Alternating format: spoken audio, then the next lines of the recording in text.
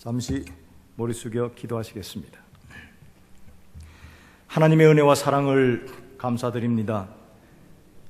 저희가 살아가면 살아갈수록 더욱 깊이 그리고 더욱 새롭게 깨닫는 것은 나의 삶이 내가 아니요 내 안에 계신 그리스도라는 사도 바울의 그 말씀을 저희들의 삶의 경험으로 확증케 됩니다.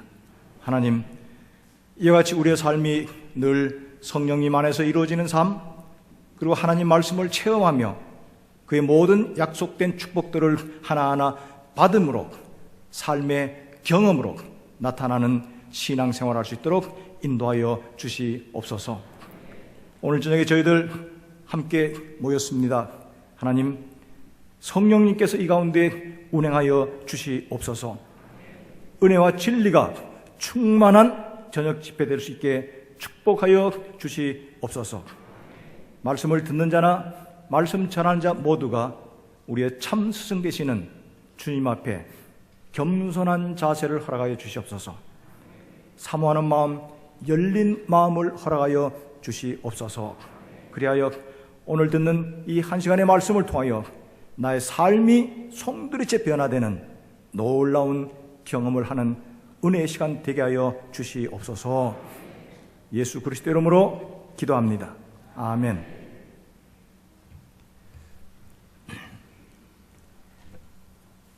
제가 2년 전 이 자리에서 12광주리 설교를 했습니다. 그때 설교 제목 기억하십니까? 예? 몰라요? 모르시는 게 정상이죠. 그때 사랑의 힘이라는 제목의 말씀을 증거했습니다. 예수 그리스도를 사랑해야만 참된 헌신, 충성, 봉사가 가능하다, 이런 말씀을 증거했습니다. 오늘은 그렇게 예수 그리스도를 사랑하면서 나의 삶은 어떻게 살아가야 될 것인가 하는 데서 말씀을 드리려고 합니다. 오늘 저녁 제가 증거하는 하나님의 말씀을 듣고서 여러분 삶에 적용한다면 아마 내일부터는 새로운 삶이 여러분 앞에 펼쳐질 것입니다. 출애굽기 12장 1절 말씀 보시면 이런 말씀이 있습니다. 여호와께서 애굽 땅에서 모세와 아론에게 일러이 말씀하시되 이 달을 너희에게 달의 시작 곧 해의 첫 달이 되게 하라 그랬습니다. 출애굽 직전입니다. 이제 9가지 재앙 끝나고 10번째 재앙하기 바로 직전, 어린 양의 피로 문설주와 임방에 발라서 모든 첫 새끼들이 죽는 재앙을 피하기 바로 그 직전에 하나님께서 이스라엘 백성들에게 이 달로 너에게 달의 시작 곧 해의 첫 달이 되게 하라.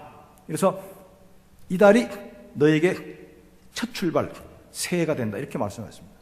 근데 이 말은 조금 적용하기 어려운 것이 이미 이스라엘은 그때 달력을 가지고 있었습니다. 오늘처럼 정확한 달력은 아닌데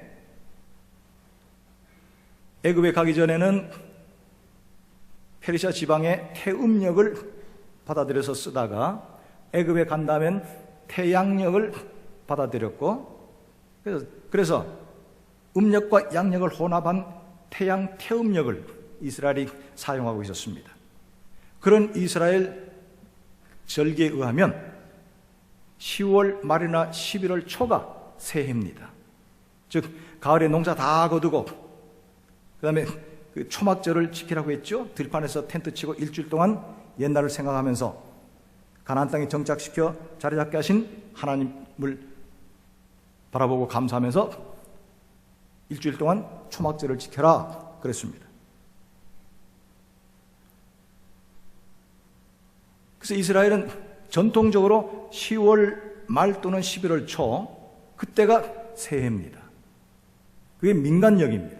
그런데 하나님께서 지금 출애굽 직전에 이 달로 해의 시작 곧 달의 시작 해의 첫 달이 되게 하라. 즉 이 달로 너희가 출애굽하는 이날부터 새해가 된다는 겁니다.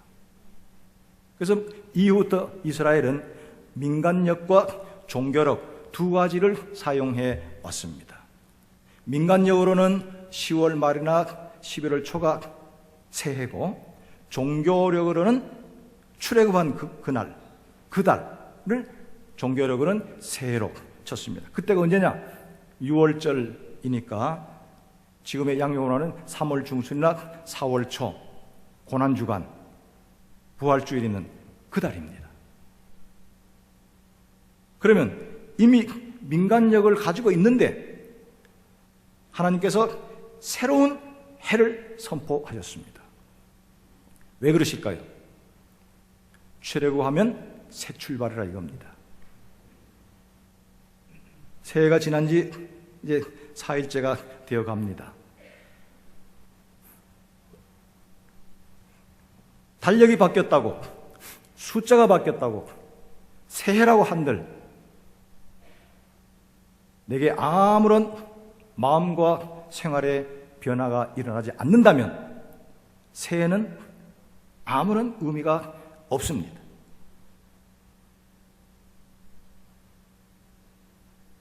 그 경우에는 어제나 오늘이나 작년이나 올해나 심지어는 내년이나 아무런 변화가 없을 것입니다.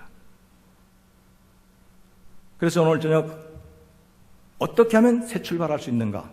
어떻게 하면 출애굽된 새로운 민족으로서의 삶을 살 수 있는가 하는 말씀을 증거하려고 합니다. 그래서 진정 이달이 해의 첫 달, 새해가 되는 신앙적인 경험을 하시기 바랍니다. 누가 뒤를 보고 사는가? 제목이 뒤를 보고 사는 사람입니다. 누가 뒤를 보며 사는 사람인가? 첫째로 어제를 깨끗하게 정리하지 못한 사람, 뒤를 보며 삽니다. 국민학교 운동회, 저는 국민학교 졸업했기 때문에 자꾸 국민학교는 요즘 초등학교입니다. 요즘은 운동회도 아주 시시해졌더라고요. 그렇죠? 옛날처럼 그렇게 안 합니다. 근데 제가 초등학교 다닐 때는 운동회 하면 온 면 전체가 축제였습니다. 다 모여가지고 할아버지, 할머니, 아빠, 엄마 다 오십니다. 그러면 달리기 하죠. 달리기에서 1등하면 공책 3권 아니면 연필 3자루 줬습니다. 엄청난 행운입니다. 차려 땅 해서 달리는데 어떤 아이가 막 1등으로 갑니다. 그러면 본인도 내가 1등이구나 아는 순간 굉장히 기쁘겠지만은 더 기뻐서 신나는 사람은 지금 바깥에서 응원하는 할아버지, 할머니, 아빠, 엄마 신났어요. 우리 손자 1등 한다고 막 그냥 옆 사람 보고 막 이럽니다. 근데 이 아이가 맨 앞에 막 뛰어가다가 뭐가 불안한지 뒤를 돌아봐요. 이렇게. 이거 빼겠습니다. 꼽아주셨는데 제가 아까 뺀다고 했습니다. 저는 꽃가루 비염이 있어가지고 알레르기가 있어가지고 여기다 넣으면 조금 있으면 재채기 나옵니다. 양해하시고요. 똑바로 막 달리면 1등인데 자꾸 이러는데 나중에 체육 선생님께 제가 한번 물어봤습니다. 그랬더니 달리기 막 하다가 뒤를 보면 자동차 가다가 브레이크 밟는 것만큼 속도가 떨어진답니다. 그러니 계속 갔으면 1등인데 이러다가 그만 거의 다 가가지고 2등 해버려. 그러면 그냥 아빠, 엄마, 할아버지, 할머니 속상해서 공책 2권 됐거든요. 3권짜리가 2권 됐습니다. 안타깝지요. 근데 그런 안타까운 장면이 초등학교 운동회만 있는 것이 아닙니다. 제가 70년 넘게 살아보니, 저도 이제 나이를 이제 굵직하게 얘기합니다. 70년 넘게 살아보니 세상살이에도 그런 장면이 많다는 겁니다. 하나의 목표를 향하여 하나의 뜻을 세우고 일직선으로 거기에만 전심전력을 다해서 나가면 분명히 성공했을 텐데, 분명히 승리했을 텐데, 분명히 축복된 삶을 살 텐데 자꾸 곁눈질하다가 딴짓하다가 뒤돌아보다가 인생의 낙오자가 되는 사람들이 많이 있습니다. 송구영신 예배 들으셨죠? 제가 다니는 교회도 송구영신 예배 촛불 들고 합니다. 불 끄고 더 운치가 있습니다. 촛불 들고 송구영신 예배를 합니다. 4일 전입니다. 그때 촛불 들고서 뭘 다짐했습니까? 하나님, 내년에는 이런 거 쭉 했습니다. 그때 다짐한 것 이제 4일 됐습니다. 잘 실천하고 계십니까? 고맙습니다. 근데 이 가운데 제가 보니까 꽤 있네요. 작심삼일로 어제까지 하고 끝내버린 사람들 있습니다. 작심삼일로. 그런 사람들은 송구영신 예배에 아무리 해도 소용없어. 촛불 들고 아무리 다짐해도 소용없습니다. 왜 그럴까? 저도 그런 적들이 많았습니다. 왜 그럴까? 작년까지 했던 내 삶에 고쳐야 될 거 안 고치고, 버려야 될 거 안 버리고, 헤어져야 될 것들을 손 놓고 끊지 못했을 때에 송구영신 예배 때 아무리 마음으로 다짐을 해도 오래 갈 수가 없더랍니다. 작년과 똑같은 삶을 되풀이하게 됩니다. 작심삼일로 끝난 것이죠. 어제를 정리하지 못했을 때에 아무리 새로운 계획을 세우고 아무리 새로운 희망, 아무리 새 출발을 외쳐도 과거가 나를 사로잡아 한 발짝도 앞으로 나갈 수 없게 만들어 버립니다. 어제를, 과거를 정리해야만 합니다. 제가 어릴 때 본 영화 가운데 홍길동이라는 영화가 있었습니다. 뭐 다 아시죠? 홍길동. 하루는 홍길동이 못된 사또가 있는 고을을 쳐들어갔어요. 밤중에 사또는 나와서 오라줄 받아라 하니까 초저녁부터 기생하고 술 마시다가 잔뜩 취해서 자던 사또가 깜짝 놀라가지고 그냥 옷도 그냥 거꾸로 깨차고 뒷마당으로 내달렸어요. 거기에 마구간이 있거든요. 말 타고 도망가려고. 말 잔등에 올라서 이랴 하고 내려쳤는데 말이 껑쭉 뛰더니 안 가요. 왜 안 가냐고 더 세게 치면서 옆구를 치니까 너무 앞에 그냥 말이 너무 높이 뛰는 바람에 술 취한 사또가 뚝 떨어졌어. 떨어져서 묶여서 가만히 봤더니 말고삐를 풀지 않았어요. 워낙 급해서. 말고삐가 묶여있는데 아무리 가자고 내리친들 말이 앞으로 갈 수 없는 것처럼 과거의 끈을, 과거를 깨끗하게 정리하지 못하면 내가 아무리 새로운 계획을 세우고 새 출발 다짐해도 과거가 나를 놓아주지 않습니다. 이 말씀을 들으신 여러분, 작년까지 여러분의 삶을 뒤돌아 보시기 바랍니다. 빙점이라는 소설이 있었지요. 오래된 소설입니다. 1960년대 일본에서 미우라 아야코라는 분이 쓴 작품입니다. 저는 신학교 때까지는 소설, 영화 좀 봤는데 그 다음부터는 소설, 영화를 잘 안 봐가지고 옛날 얘기밖에 못합니다. 빙점.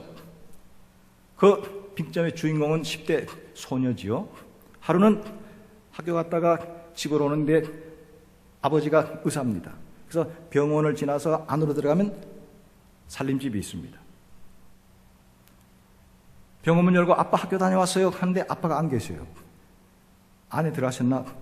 안에 보니까 아빠 엄마 신발이 놓여 있어. 그래서 아빠 엄마 학교 다녀왔어요 하려다가 그 소리를 못하. 왜? 안에서 막 큰 소리가 나요. 자세히 들으니까 두 분이 싸우고 있어. 아빠 엄마가 싸우는데 아빠 엄마 학교 다녀왔어요 못 하잖아요. 그래서 이리로 왔다 가나 근데 가만히 듣고 보니까 싸움의 주제가 자기야. 지금 딸 이름을 부르면서 둘이서 막 싸우는 거예요. 그러다가 아빠가 엄마를 향해서 큰 소리로 딸의 이름을 부르면서 한마디 하는 말이 바깥에 서 있던 이 딸에게 들리는 순간 이 아이가 그 자리에서 얼어붙고 맙니다. 그때 그 10대 소녀의 마음속에 얼음덩어리가 생겨서 빙점입니다. 아빠가 딸이 바깥에 듣고 있는 줄도 모르고서 딸의 이름을 부르면서 그 아무개, 그 주워온 딸, 그 살인자의 딸을 막 이런단 말이에요. 그 얘기를 딸이 들었어요. 자기는 이 집에서 거의 자라고 있는 딸인 줄 알았는데 주워왔대요. 데려왔대요. 더군다나 살인자의 딸이에요, 자기가. 물론 소설의 마지막 부류하면 그게 밝혀집니다. 10대 소녀가 충격을 먹었어요. 주워온 딸, 살인자의 딸이 살아서 뭘 하냐? 죽자 결심하고 뒷산 절벽으로 올라갑니다. 눈이 하얗게 와 있습니다. 절벽을 향해서 똑바로 걸어갔습니다. 절벽 위에 섰습니다. 떨어지지 않습니다. 왜? 소설이 이제 시작하는데 주인공이 사라지면 안 되잖아요. 절벽 끝에 서서 떨어지기 직전에 뒤를 한번 돌아봅니다. 그래도 십몇 년간 자기를 친자식처럼 키워준 양아버지, 양어머니가 계신 곳, 친구들이 있는 곳, 그들과 뛰놀던 뒷골목 다시 한번 보고 죽으려고 돌아서는 순간 발자국이 찍혀있어. 자기 발자국. 자기는 지금 똑바로 걸어온 줄로 생각했는데 눈에 찍힌 자기 발자국은 제멋대로야. 비틀비틀. 그걸 보고 이 소녀가 깨닫습니다. 아, 저게 내 삶이구나. 나는 지금까지 똑바로 살아온다고 살아왔지만 저렇게 비뚤어진 삶을 살았구나. 저 비뚤어진 발자국이 내 삶의 발자취구나 하는 것을 발견합니다. 10대 소녀입니다. 여러분의 나이를 생각해 보시기 바랍니다. 한번 지금까지 삶의 발자취를 뒤돌아 보시기 바랍니다. 얼마나 많은 발자국이 어디서 어떻게 비뚤어졌는지 찾아내시고 돌아서야 합니다. 여기 운전하고 많이 오셨죠? 그러니까 운전하고 오신 줄 압니다. 운전은 앞으로 빨리 가려고 운전합니다. 근데 초보 운전자는 보면 앞으로 빨리 간다고 해서 앞만 봅니다. 핸들 힘을 잡고 앞만. 정신없죠? 근데 능숙한 운전자들은 핸들에 힘을 안 주죠? 어떤 사람은 한 손으로도 합니다. 여유 있게. 그러면서 앞만 보고 가는 것 같지만 언제 본 것 같지도 않게 뒤를 봅니다. 백미러를 보고 사이드 미러를 봅니다. 그래야 어떤 차가 따라오고 어떤 차가 추월하고 내가 어디서 양보하고 어디서 앞지르고 어디서 좌회전 우회전 잘할 수 있거든요. 앞으로 간다고 차를 몰지만은 앞만 보면 빨리 갈 수가 없습니다. 빨리 잘 가기 위해서는 백미러를 잘 볼 줄 알아야 돼. 여러분, 잘 달리는 인생의 주인공 되시기 원하십니까? 여러분 인생의 백미러를 한번 쳐다보시기 바랍니다. 잘 나가기 위해서 뒤를 돌아보는 겁니다.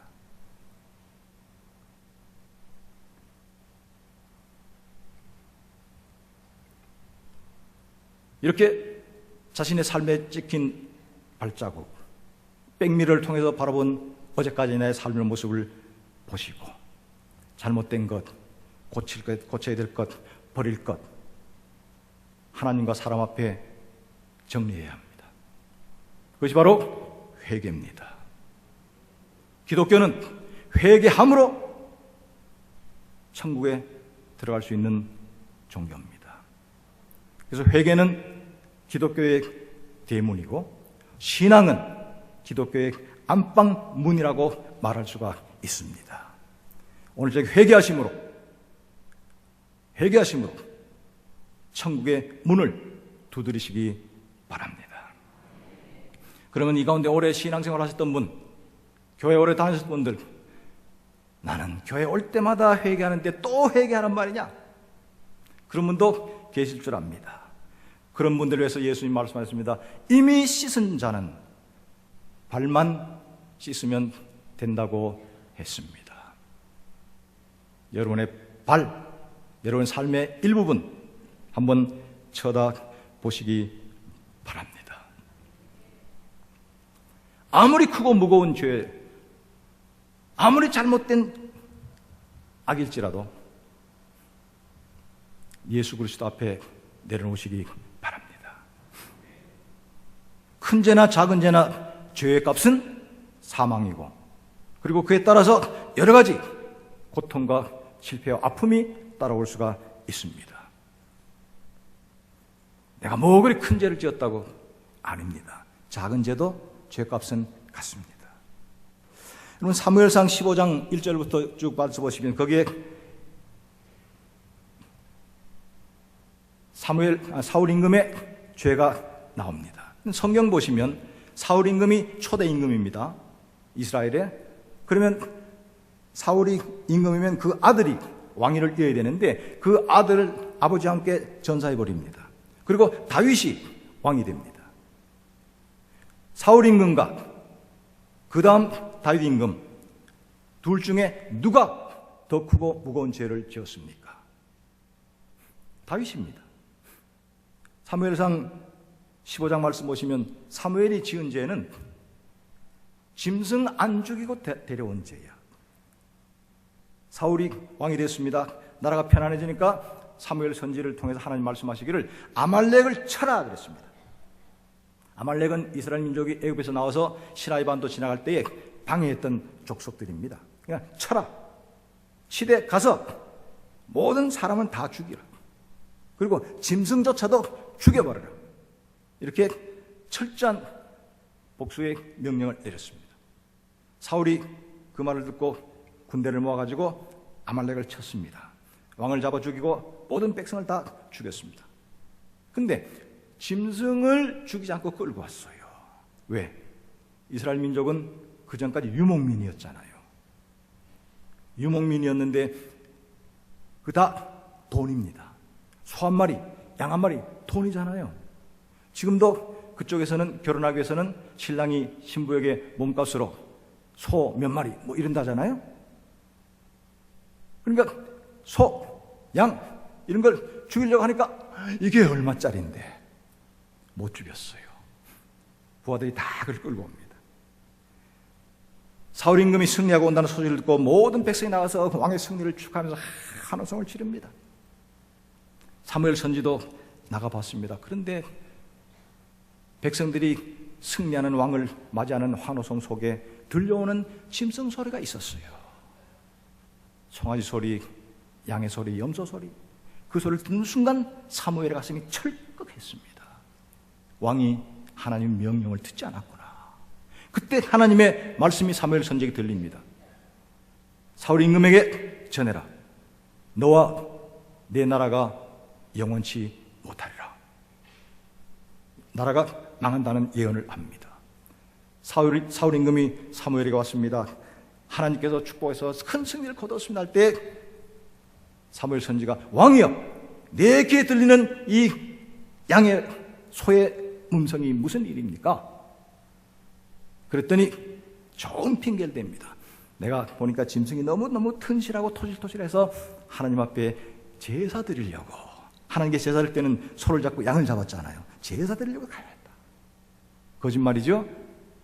그랬더니 사무엘 선지가 하는 말이 순종이 제사보다 낫고 하나님 말씀 듣는 것이 수양의 기름보다 나은 줄 왕이여 어찌 알지 못했습니까? 왕의 나라가 멸망할 것입니다. 예언했고 그 예언대로 사울과 그 아들은 전쟁터에서 죽고 맙니다. 그 다음에 다윗이 왕이 되었습니다. 사울 임금의 지은 죄는 짐승 안 죽인 죄. 그 다음에 왕이 된 다윗은 나라가 편안해지니까 딴짓을 했죠. 목욕하고 있는 우리아 장군의 아내 불러다가 간통을 했습니다. 그냥 끝났으면 좋은데 하필 또 얼마 있으니까 배가 불러온다고 연락이 왔습니다. 큰일 났잖아요. 남편은 전쟁터에서 지금 싸우고 있는데. 그래서 다윗이 머리를 썼어요. 그 남편을 불러다가 특별 휴가를 줬습니다. 집에 가서 한 일주일 쉬었다가 남편이 돌아간 다음에 여보 당신이 왔다 간 다음에 배가 불러와요. 그럼 되잖아요. 아주 희한하게 잘 머리를 썼죠. 근데 이 우리아 장군이 얼마나 충신인지 집에 가서 찾질 않아요. 왜 집에 안 가냐니까 내 부하 장병들이 전쟁터에 죽고 있는데 내가 어떻게 아내와 동침을 합니까? 이런 충신이야. 그러나 다윗은 틀렸구나. 그래서 저는 전방사령관에게 우리아를 최전선에 내보내서 전사해라 하는 왕의 밀명을 그 손에 들려서 내보냈고, 그래서 충신 장군이 전사하고 맙니다. 다윗이 지은 죄는 살인죄, 간음죄, 살인죄, 증거인멸죄. 그렇죠? 증거인멸죄. 근데 간음죄, 살인죄, 증거인멸죄를 지은 다윗은 그 왕위가 이어졌고 그 후손으로 예수님 나셨어요. 근데 짐승 안 죽인 죄, 요 간단한 죄를 지은 사울은 아들과 함께 전쟁터에서 죽고 말았어요. 누구 죄가 더 큽니까? 다윗입니다. 근데 다윗은 그 왕위를 이었고 자손들이 왕하다가 예수 그리스도가 거기서 나셨습니다. 차이는 딱 한 가지. 회개했느냐, 회개하지 않았냐입니다. 다윗이 우리아 장군이 전사한다면 다 끝났잖아요. 과부를 데려다가 왕비를 삼고 살고 있습니다. 아무도 모릅니다. 그런데 어느 날 사무엘 선지가 찾아왔습니다. 임금님, 우리나라에 이런 일이 있습니다. 어떤 동리에 부자가 있어서 짐승이 많고 그 옆에 사는 어떤 가난한 사람은 어린 양새끼를 키우는데 자기 자식처럼 키웁니다.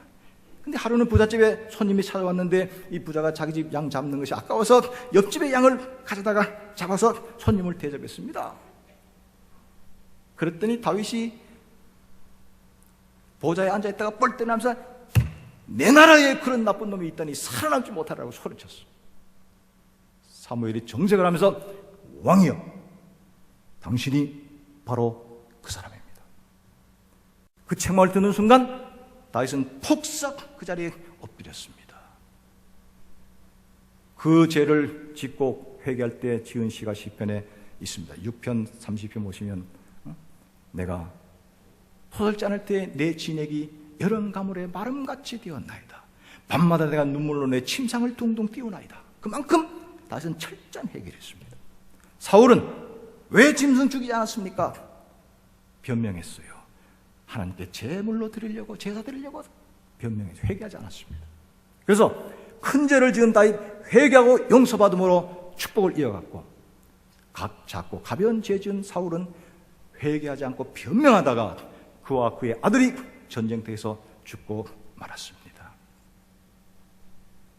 그래서 기독교는 회개를 중시합니다.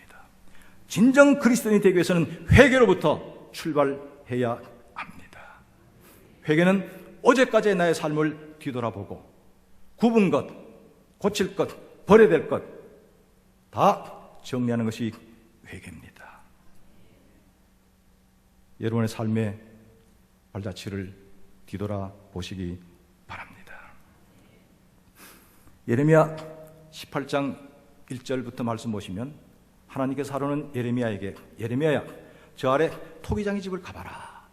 토기장이는 요즘 말하면 그 도자기, 옹기 만드는 사람이지요.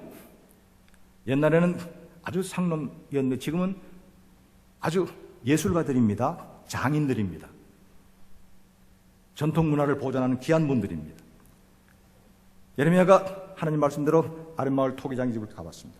근데 토기장이는 진흙을 가지고 만들잖아요. 진흙을 가지고 쭉 돌리면서 이 토기를 만듭니다. 그러다가 자기 마음에 들지 않으니까 그걸 다시 으깨가지고 또 새롭게 하고 있습니다. 그 작업을 하는 걸 물끄러미 보고 있는데 하나님의 음성이 들립니다. 이스라엘아, 이 토기장이가 하는 것처럼 내가 너희에게 할 고난이 없겠느냐. 이스라엘아, 진흙이 토기장의 손 안에 있는 것처럼 너희가 내 손 안에 있느니라. 우리는 원래 진흙 한 덩이였습니다. 창조 때에 진흙 한 덩이로 하나님께서 우리를 만드셨습니다. 하나님의 형상을 따라 아름답고 귀하고 거룩한 당신의 형상을 부어넣어서 아들, 딸을 만드셨는데 더러워졌습니다. 훼손됐습니다. 오늘 저녁 다시 한번 하나님의 손에 여러분을 바치시기 바랍니다. 여기 진흙 한 덩이 당신의 손에 올려드립니다. 새롭게 만들어 주시옵소서. 이스라엘아, 토기장이가 진흙에 하는 것처럼 내가 너에게 할 권한이 없겠느냐? 너희는 내 손에 있는 진흙 한 덩이니라. 예레미야 18장 1절에서 6절까지 말씀입니다. 오늘 저녁 하나님의 창조의 손 안에서 재창조의 놀라운 경험을 하시기 바랍니다. 회개하고 믿음으로 거듭나는 놀라운 축복을 받으시기 바랍니다. 그래야만 앞으로 나갈 수가 있습니다. 거듭나지 않으면 교회 다녀도 아무리 오랜 출석을 해도 그는 아직도 옛 사람입니다. 여전히 뒤를 보고 걷는 사람입니다. 회개함으로 용서받고 거듭나서 새로운 피조물 되시기 바랍니다. 그래서 어제를 정리하지 못한 사람 뒤를 보고 살고, 또 오늘을 열심히 살지 못하는 사람 뒤를 보고 삽니다. 오늘 성실히 사는 사람 삶에 만족이 있습니다. 오늘 열심히 하는 사람 뒤돌아볼 틈이 없어요. 오늘 성공해서 생활에 재미있는 사람 왜 뒤돌아봅니까? 지금이 좋은데. 근데 오늘을 성실히 살지 못하고 오늘에 만족하지 못하는 사람 자꾸 뒤를 돌아보게 됩니다. 그런 사람들이 즐겨 부르는 노래가 아 옛날이여, 그런 노래입니다. 저는 그것밖에 모릅니다. 아 옛날에 있더라고. 옛날이 더 좋았다 이겁니다.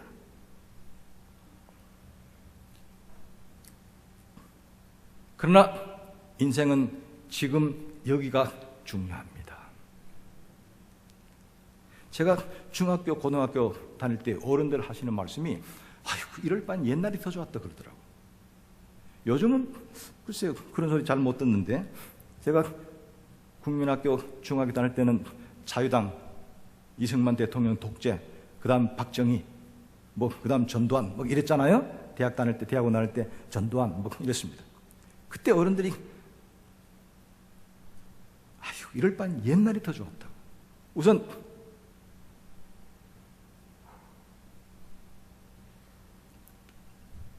박정희 대통령이 쿠데타를 그 전에 자유당 이승만 정부 무너지고 민주당 장면 정권이 들었습니다. 젊은 사람 모르실 겁니다. 역 들으시기 바랍니다. 장면 정권이 들었었습니다. 근데 이승만 때는 데모를 잘 못했어요. 왜? 경찰 국가니까. 근데 장면 딱 하니까 이제는 데모를 얼마나 하는지, 제 기억에도 서울엔 유치원 아이들도 데모를 했어요. 제가 중학교 다녔는데 데모 천국이야. 그러니까 사회 질서가 엉망이었습니다. 그래서 어른들이 하시는 말씀이 아이고 이럴 바에는 이승만 때가 더 좋았다 이러더라고.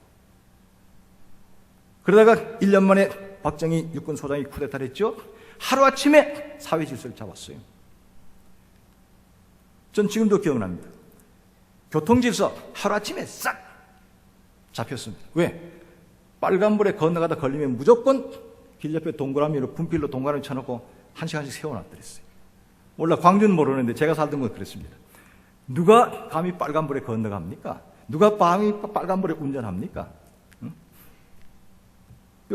길 옆에 분필로 동그라미 그려놓고 1시간 세워놨어요. 응? 동네 깡패들 전부 잡아다가 제주도 가가지고 지금 무슨 도로입니까? 옛날에 516 도로라고 했는데 횡단도로 그 만들 딱 했어요. 그러니까 사회적으로 하락침. 그런데 조금 있다니까 박정희가 이제 마각을 드러냈잖아요. 독재를 하기 시작합니다. 탄압하기 그랬더니 어른들 하시는 말씀이 아이고 이럴 바에는 장면 때가 좋았다. 그땐 데모라도 마음대로 했는데 이러더라고요.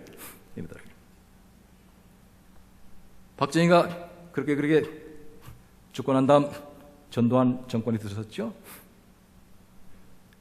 근데 사람들이 이제는 좀 자유하고 평안이 올 줄 아는데 전두환은 배운 게 그건지 아주 여전히 군사 통치를 했잖아요. 그러니까 사람들이 실망해가지고 하는 말이 아이고 이럴 바에는 박정희 때가 더 좋았다 그러더라고. 응? 시간상 거기까지만 하겠습니다. 만약 그렇다면 응?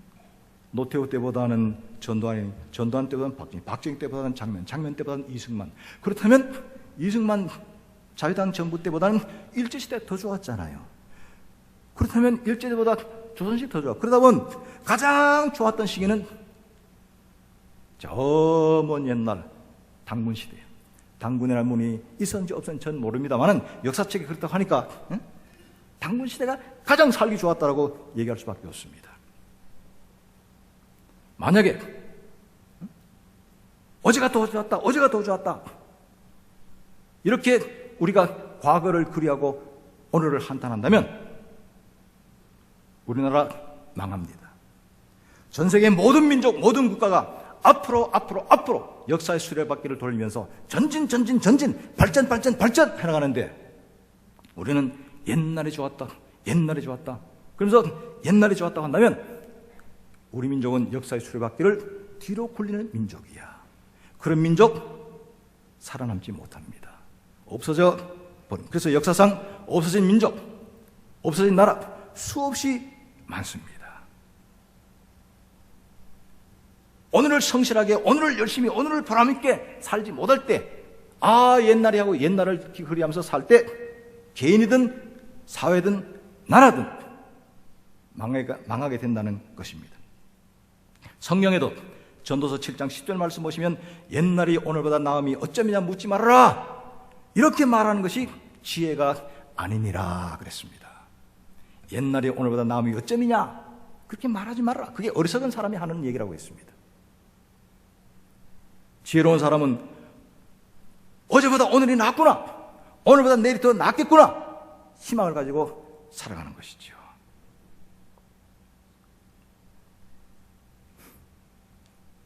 여기 나이 한 50 넘으신 분들 가끔씩 막 화날 때 있습니다. 그럴 때는 저도 옛날에 그런 적이 있습니다.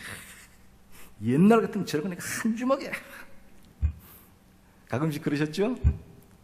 여러분 옛날 같으면 한 주먹에 그분 지금 보세요. 반 주먹에 있나? 지금 반 주먹도 없어요. 그러니까 옛날 같으면. 그래서 우리 옛말에 아이고 뭐 왕년에 집에 금송아지 안 매놓고 산 사람 어딨노? 뭐 그런 얘기 하잖아요. 옛날에 금송아지 매놓고 살았던 사람 지금 금송아지 있나 보세요. 없어요.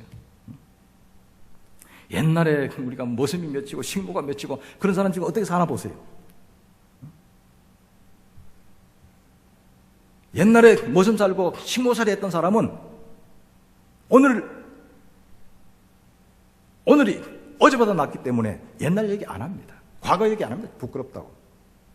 그리고는 오늘을 열심히 살아서 과거 모순살이 식모살이 다시는 안 하겠다. 내 자식에는 오늘보다 나보다 더 좋은 삶을 살게 해야겠다고 노력하며 애쓰고 살아가고 있습니다.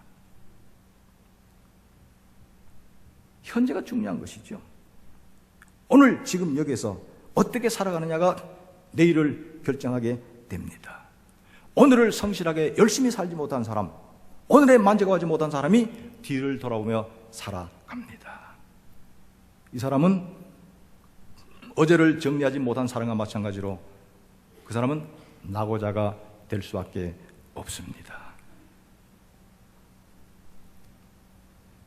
하늘은 스스로 돕는 자를 돕는다고 합니다. 지금은 그 상을 안 하는 것 같던데 한국일보사에서 옛날에 그 전에 장한 어머니 상이라고 해서 아주 장한 어머니를 한 명씩 선발해가지고 상을 준 적이 있습니다. 지금 제 기억에 남는 것은 어느 해인가 그 한국일보 장한 어머니 상을 받는데 어떤 여자 전도사님이 아들, 딸 6남매를 정말 훌륭하게 키웠다고 그래서 장한 어머니 상을 받았어요. 그러고 나서 이제 그 기사가 나오면서 기자가 그 여전도사님에게 그 어머니에게 물었습니다. 어떻게 남편 없이 6남매를 이렇게 훌륭하게 키웠습니까? 그랬더니 뭐 그분이 특별한 얘기하시냐니 남편 6.25 때 죽어버리고 6남매를 키우느라고 나는 하루하루 길을 쓰고 산 것밖에 없습니다. 과거에 아주 잘 살았답니다. 6.25 전에 잘 살았대요. 남편도 잘 나가는 사람이었답니다. 근데 전쟁이 나서 남편이 죽어버리고 6남매를 남겨놨는데 하루하루 열심히 산 것밖에 없습니다. 그랬더니 마지막엔 장한 어머니상을 받았어요. 제가 서울에 그 잠실 올림픽 경기장 바로 옆에 가면 임마누엘 교회라고 큰 교회 있죠? 임마누엘 교회. 거기 가서 한번 설교하면서 뭔 설교를 했는지 그 얘기를 했어요. 장한 어머니상 하면서 했더니 설교 끝나서 그 교회 담임 목사 김국도 목사가 하는 말이 우리 엄마야 그러더라고요. 김국도, 김선도, 김홍도 그 어머니입니다. 장한 어머니상을 받으셨더라고요. 근데 장한 어머니상 받고 나서 소감이 나는 하루하루 6 자식 키우느라고 하루하루를 열심히 산 것밖에 없습니다. 하루하루를 열심히 살 때 내일이 열립니다. 하루하루를 불성실하게 살 때에 내일이 사라져 버립니다. 오늘이 중요하고 살아있을 때 나의 삶이 중요한 것이죠. 그래서 전도서 9장 4절 말씀 보시면 죽은 사자보다 산 개가 낫다. 현재가 살아있을 때, 물론 우리에게는 하나님 나라가 있습니다만은 하나님 나라 가기 이전에는 현재가 중요합니다. 우리는 믿음, 소망, 사랑을 이야기하는데 믿음은 오늘 여기에서 내가 믿고 있습니다. 소망은 내일을 바라봅니다. 사랑은 믿음과 소망 사이 현재를 하나님과 이웃을 사랑하며 살아가야 합니다. 그렇게 성실한 삶, 열심 있는 삶을 살 때에 우리는 옛날에라는 노래를 부를 틈이 없어집니다. 옛날 집안 자랑하는 사람들 있죠? 그 집안 지금 보세요. 어떻게 되어 있나? 옛날보다 잘 되어 있는지. 제가 한번 제 친구 목사 교회에 한 번은 부흥회를 간 적이 있습니다. 그때는 부흥회를 월요일 저녁부터 했습니다. 그리고 금요일까지, 토요일까지 막 했습니다. 그 목사님 쓰는 서재를 내 숙소라고 해서 줬는데 서재실에 첫날 딱 들어가다 보니까 바로 벽에 큰 액자가 하나 걸려 있습니다. 자세히 읽어봤더니 정삼품 통정대부 하고서 도장이 주먹만한 게 빵 찍혔어요. 그래서 나중에 제 친구한테 물어봤어요. 저게 뭐냐 했더니 우리 증조 할아버지가 고종 황제로부터 받은 벼슬 임명장이다. 저는 옥새를 뭐 영화나 이런 데 봤지만 진짜 찍은 건 처음 봤어요. 제 손바닥만 해. 고종 황제 어인이 정삼품 통정대부. 나중에 찾아봤더니 지금의 도지사급입니다. 차관급이야. 그 말을 듣는 순간 저희 할아버님 생각이 났습니다. 저는 뵙지도 못했습니다. 일찍 돌아가셨습니다. 저희 증조 할아버지 뵙지도 못했습니다. 아버님의 할아버님이 일찍 돌아가셔서 집안 내력을 잘 듣질 못하셨습니다. 근데 몇 년 전에 제가 청주환씨인데 청주환씨 3등 공파 집안에서 족보를 정리한다고 하면서 연락이 와서 뭐 하나. 그래서 우리 아버님, 나, 아들, 딸들 이렇게 해서 다 보내서 족보가 나왔습니다. 그걸 보다가 깜짝 놀랐어요. 저희 할아버지 일찍 돌아가셨는데 증조 할아버지 성함 나오는데 거기 보니까 통정대부라고 딱 찍힌 거야. 우리 증조 할아버님도 통정대부 하셨더라고. 깜짝 놀랐죠. 그랬더니 아버님도 그때서 맞다. 그래서 내가 어릴 때 할아버지한테 들은 얘기로는 그 어른 낙향에서 돌아가실 때 숙명들이 막 말 타고 와서 막 상녀를 앞에서 인도하고 갔다고 그러더라고. 그런 얘기를 하시더라고요. 제 친구 증조 할아버지 정삼품 통정대부 기가 팍 죽었어. 근데 저희 증조 할아버님도 정삼품 통정대부로 하셨더라고. 그때부터 제가 기펴고 삽니다. 근데 그것 보다가 오늘을 보니까 그 친구 그저 목회하다가 은퇴했습니다. 그 집안에 제가 한번 물어봤어요. 뭐 있냐 없냐? 없어요. 없어요. 사회적으로 없어요. 근데 저는 당당하잖아요. 그렇죠? 목사에, 교수에, 박사에. 학교에 있을 때 보면 학생들이 호칭이 제가 여러 가지잖아요. 그래서 보면 학생들이 목사님 할 때는 뭔가 좀 은총을 바랄 때는 목사님 이렇게 부릅니다. 그럼 따지고 들 때는 교수님 그리고 따지고 들어. 그 조금 뭐 이렇게 존경스럽거나 높여줄 때는 박사님 하고 부릅니다. 거기다 또 총량까지 했잖아요. 이건 자랑이라면 자랑이고 그냥 용서하시고 들으시기 바랍니다. 지금 저희 집 사람, 저 아들, 딸 사이 며느리 6명 어른이 있는데 4명이 박사요 교수입니다. 괜찮지요? 6명 가운데 괜찮지요? 그러니까 지금을 봐도 지금을 봐도 제가 그 친구보다 기죽을 일이 없어요. 그래서 처음에 그 친구한테 가서 정삼범 통영에 어메 기죽어 했다가 우리 할아버님 정삼범 통영대부, 그리고 오늘을 보니까 절대 기죽을 일이 없어졌어요.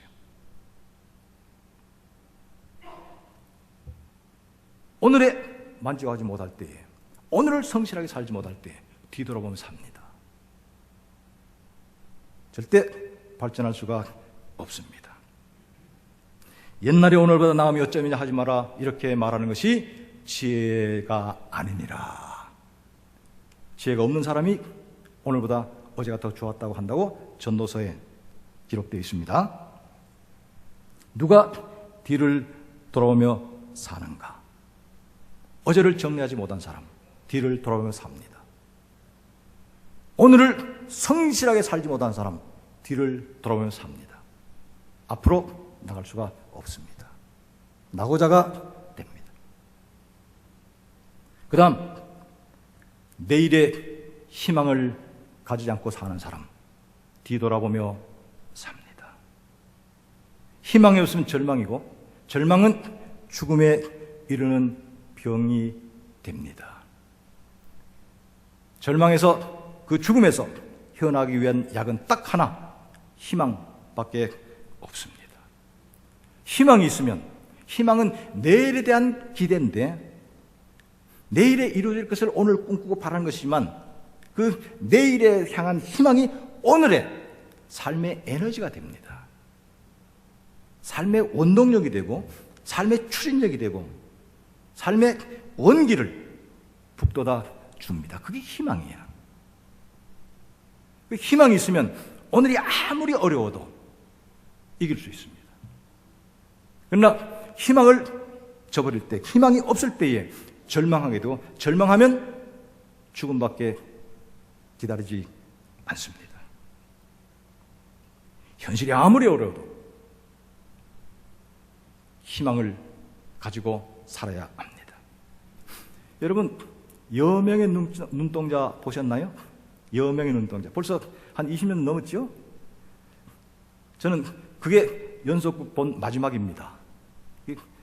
90년 그 전후야. 굉장히 오래됐네요. 뭐 최시라, 박상규 이런 사람이 했는데, 여명의 눈동자, 그게 제가 본 마지막 연속극. 그 다음부터는 연속극은 안 봅니다. 왜? 연속극도 중독이 되더라고. 그게 토요일, 주일 저녁에 했어요. 토요일은 괜찮아. 근데 주일은 꼭 그게 한 9시부터 했나? 그래서 1시간 했어요. 9시, 10시 1시간 했어요. MBC 대하 드라마 여명의 눈동자. 근데 그때는 오후 예배, 저녁 예배 막 이게 혼돈이 있을 때입니다. 그래서 오후 예배 강사로 초청받으면 괜찮았어. 근데 저녁 예배, 혼인 예배 가면 걱정이야. 여명의 눈동자 시작하기 전에 가야 돼. 혼인 예배 가면, 그땐 7시 시작하면 한 8시, 8시 반쯤 끝나잖아요. 오면 되는데 꼭 다과를 내놔. 차가 나오고. 먹는 척 해야 되잖아요. 마음은 염의 눈동자야. 그래서 그거 끝나고 나서는 나는 이거 중독이 있구나. 연속극 안 봅니다. 아무리 뭐 해도 연속극 안 봅니다. 우리 사람은 그냥 보는데 나는 쓸데없이 그런 거 왜 보느냐고 안 봅니다. 미스트롯이라고 작년에 뭐 굉장했잖아요. 목요일 저녁마다. 우리 사람은 그냥 뭐 나는 내 방 가서 책 보고 앉아 있었습니다. 그 뉴스 그리고 스포츠 중계 외에는 저는 텔레비전 잘 안 봅니다. 자, 염의 눈동자. 그 마지막 장면 지금도 눈에 선합니다. 지리산 자락인데 눈이 하얗게 능성마다 쌓여 있습니다. 아무도 밟지 않은 눈산이에요. 거기를 빨치산이었던 채시라하고 그 짝꿍이 누군지 그 이름을 모르겠어요. 둘이서 이제 국군 토벌대가 오는데 피하다가 둘 다 총을 맞았어요. 남녀가. 그래서 이 채시라하고 그 짝꿍 총을 맞고는 기어갑니다. 둘이 막 피를 흘리면서 눈 위에 기어가서 둘이 손이 잡힐 듯 맞들 할 때 대하드라마 염의 눈동자는 끝이 납니다. 그러면서 그 다음에 멘트가 나오는데 그 채시라를 사랑했던 국군 그 사람의 이름은 박상규 제가 압니다. 그 박상규 씨의 목소리로 이런 멘트가 나옵니다. 그의 겨울 나는 사랑했던 한 여인과 결코 미워할 수 없었던 한 친구를 그 산에 묻고 내려왔다. 지나간 세월은 질곡의 세월이었다. 그 질곡의 세월을 헤쳐나올 수 있었던 것은 희망이었다. 이게 염의 눈동자 마지막 멘트입니다. 염의 눈동자 구한말 혼란스러울 때부터 시작해가지고 그 다음에 3.1운동 일제합방 3.1운동 그 다음에 또 6.25까지 우리 민족의 역사를 그린 것이고 그 격동의 시기에 민초들이 어떻게 헤쳐나왔는가를 드라마로 보여줬습니다.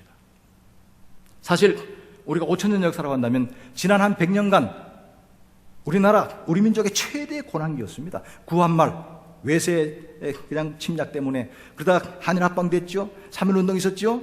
대동아전쟁 있었죠. 그리고 6.25 전쟁. 우리나라 역사를 5,000년 잡으면 지나간 100년이 가장 고난의 시기야. 이걸 내용으로 해서 염의 눈동자를 보여주면서 마지막 질곡에 지나간 세월은 질곡의 세월이었다. 그 질곡의 세월을 헤쳐나갈 수 있었던 것은 희망이었다. 이렇게 되어 있습니다. 희망이 있으면, 내일에는 꿈이 있으면 오늘의 삶이 달라집니다. 아까 식사하면서도 제가 얘기했습니다. 저는 개그우먼 조혜련 씨가 한번 하는 말에 감동을 먹었어요. 벌써 여러 해 전인데 조혜련 씨가 텔레비에 나와가지고 뭐 이런저런 얘기를 하다가 나 요새 피아노 배운다고. 그래요. 그래서 하는 말이 나 60대 세종문화회관에서 피아노 연주회 할란다. 그랬어. 그래도 옆에 있던 사람들이 막 야 웃기지 마라. 지금 네 나이가 지금 40이 넘었는데 피아노는 어려서부터 해야 돼. 그렇죠? 피아노는 어려서부터 해야 됩니다. 그래서 이 손이 굳어지지 않게. 응? 근데 40이 넘어 피아노를 배우기 시작하면서 60살 때 세종문화회관에서 독주회를 하겠다. 얘기하니까 옆에서 막 놀려요. 근데 조혜련 씨가 진짜 유명한 답변을 했어요. 그러지 마세요. 60에 시작한 것보다 20년 빠릅니다. 왜? 여러분, 좋은 말이죠? 60에 시작한 것보다 20년 빨라. 욕하지 마. 지금 그렇게 하고 있는지는 모르겠습니다만은, 그러나 그 말은 저는 새겨 들었습니다. 그래서 제가 은퇴하고 나서 이제는 옛날만큼 바쁘지가 않으니까 저도 일본어를 배우기 시작했습니다. 아까 장로회 회장님 일본어 하신다고 했는데 저도 와다시한 니혼고 스코시 데키마스 일본어 조금 할 줄 압니다. 일본어 배우기 시작했습니다.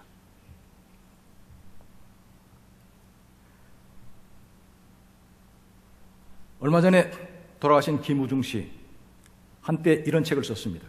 세상은 넓고 할 일은 많다.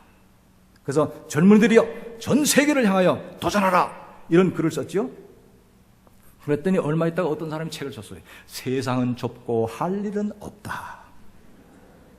그런 책을 썼어요. 여러분, 누구의 자세가 더 희망이 있습니까? 세상은 넓고 할 일은 많다 했더니 세상은 좁고 할 일은 없다. 이거 쫌생이. 저는 그 사람은 성공 못한다고 봅니다. 만날 남을 욕하고 남을 비난하고 뒷담 하나 하는 사람이 되겠죠. 제가 열흘 전에 만주에 갔다가 어떤 사장님께 큰 도전을 또 받은 적이 있습니다. 여러분, 만주 영길 갔다 오신 분들, 영길, 용정, 그 사방이 산이 없잖아요. 들판입니다. 용정 가면 일송정 있잖아요.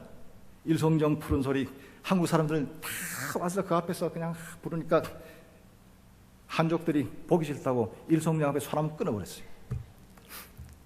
심어놓으면 밤에 또 끊어버리고. 몇 년 전에 갔더니 없어요. 왜? 안 심는데. 심으면 밤에서 끊어버린대. 왜? 한국 사람 오는 전부 그 앞에서 일송정 푸른 소리를 다 누릅니다. 응?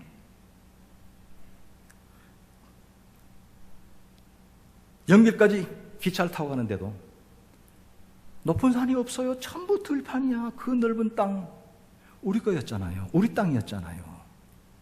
고구려 우리 땅이었잖아요.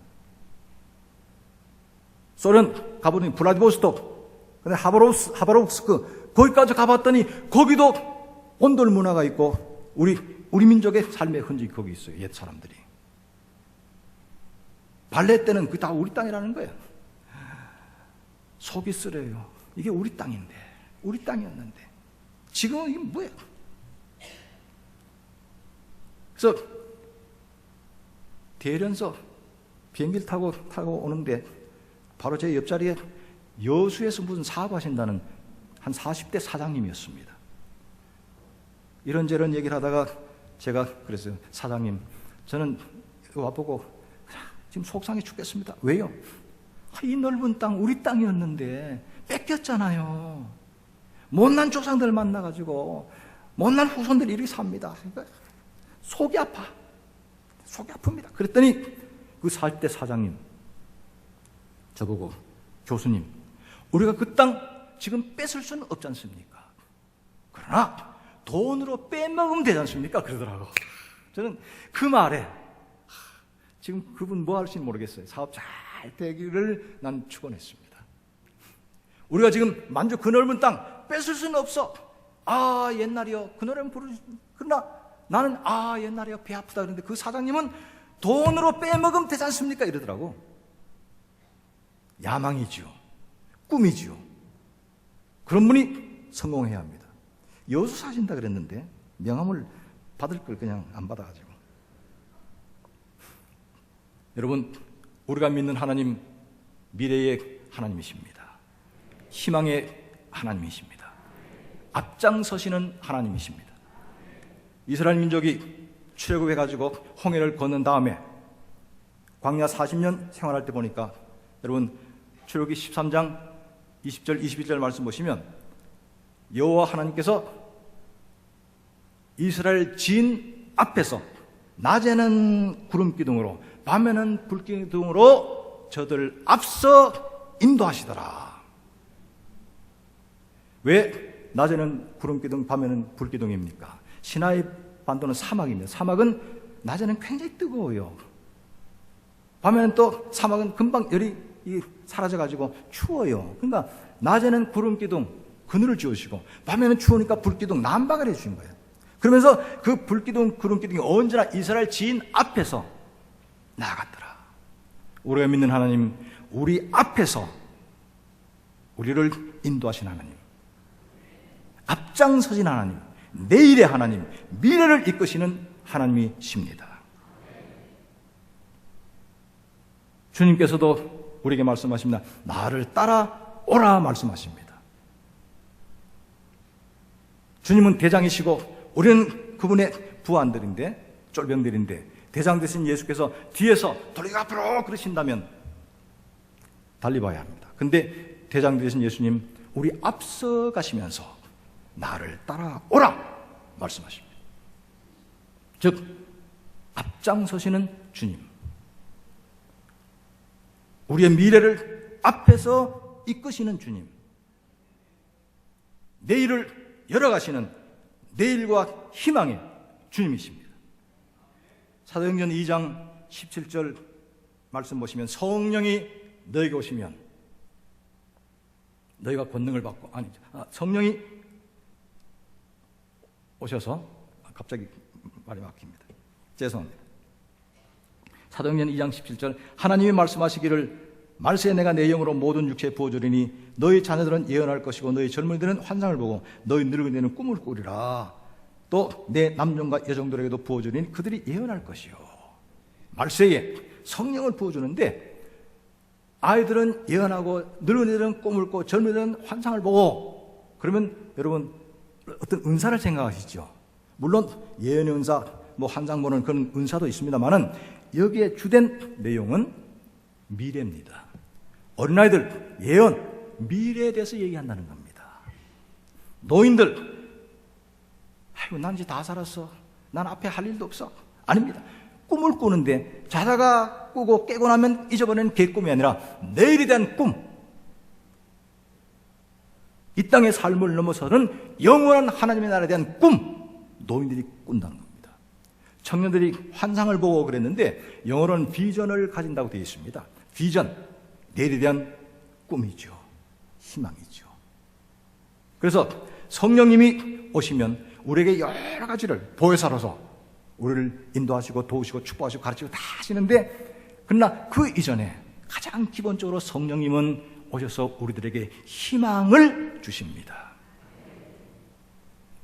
어린아이들도 예언한다, 내일에 대해서 말하게 되고, 모든 꿈이 다 사라져버린 노인들도 내일에 대한 꿈을 얘기하게 되고, 청년들은 비전을 품고 살아가게 되는데, 성령님이 오시면 모든 사람들이 이렇게 내일에 대한 꿈과 희망과 비전을 가지고 살아간다, 이렇게 되어 있습니다.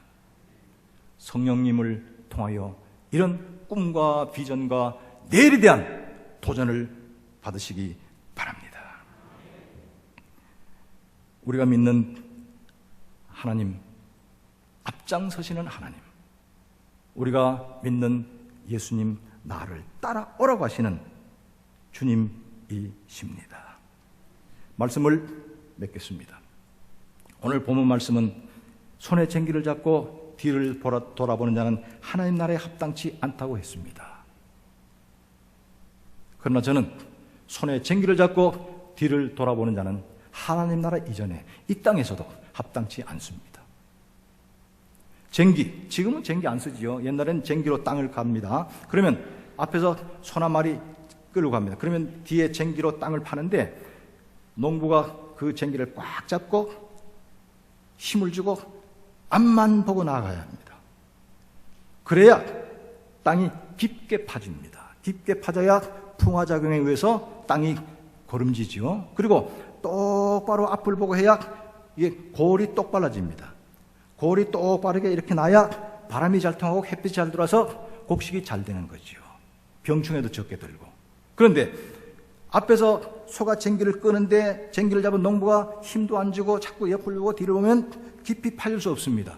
또 똑바로 못 보고 비틀비틀 그러면 농사가 잘 되지 못합니다. 그런 농부, 풍년을 기대하지 말아야 합니다. 그래서 주님께서는 손에 쟁기를 잡고 뒤를 돌아보는 하나님 나라에 합당치 않다 하셨는데, 그 사람은 하나님 나라 이전에 이 땅에서도 뒤를 보고 사는 사람입니다. 현재에 성실지 못한 사람입니다. 내일의 꿈을 가지지 못한 사람입니다. 실패자가 될 수밖에 없습니다. 적용해 보십시다. 농부의 손에 쟁기, 그렇다면 군인의 손에 총, 학생의 손에 공부, 사업가의 손에 사업, 집사님의 손에, 권사님, 장로님의 손에 쟁기가 있습니다.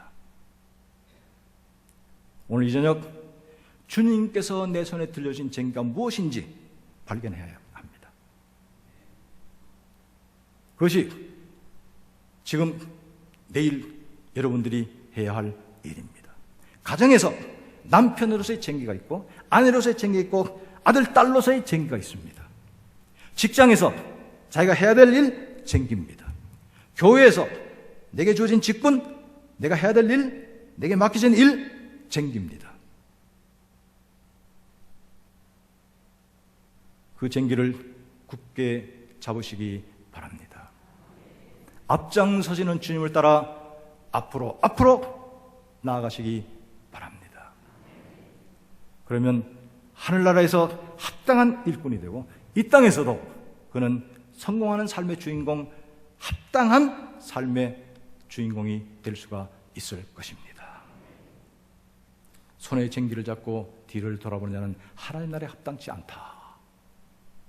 여러분, 하나님 나라 이전에 이 땅에서도 합당치 않습니다. 오늘 저녁 주님께서 내게 들려주신 쟁기가 무엇인가를 발견하시기 바랍니다. 그리고 그 쟁기 굳게 잡고 앞장서 인도하시는 주님을 따라 가시기 바랍니다. 내일이 승리와 성공과 평안이 여러분에게 그 대가로 주어질 것입니다.